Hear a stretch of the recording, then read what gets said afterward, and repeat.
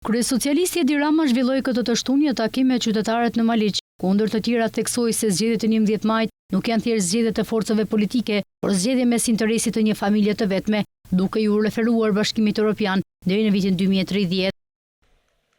Zgjedhja e 11 majit nuk është një zgjedhje midis PS-s dhe KNET-s, që dhe kjo në vetvete është një çmenduri.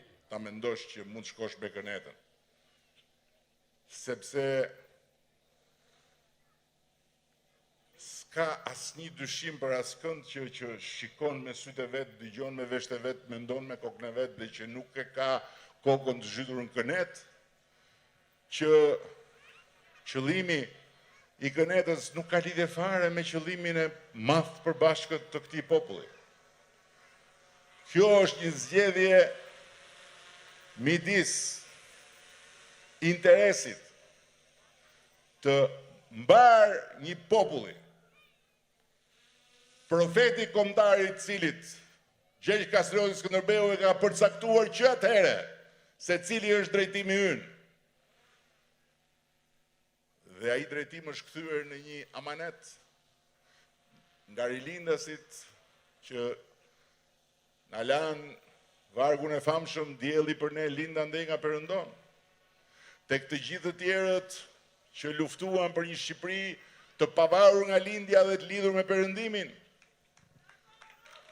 Dhe sot ky është interesi i një populli tërë, sepse fati ka dashur që të na vinë në dorë kjo mundësi, dhe zgjedhja është mes këtij interesi dhe hallit të një njeriu të vetëm.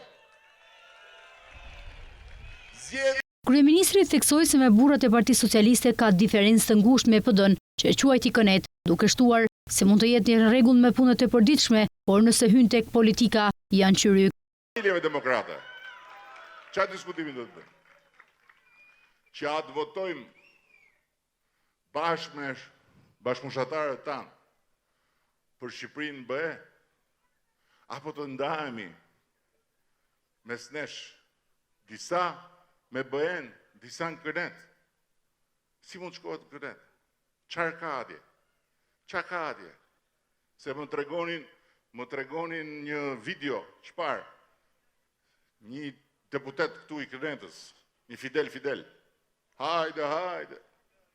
Hajde mundje, hajde. Hajde muhabet, hajde. Hajde qyryk, hajde. Po kur thonë Edi Rama ofendon burrat se i quan qyryk. Jo, prit, e them unë, po prit.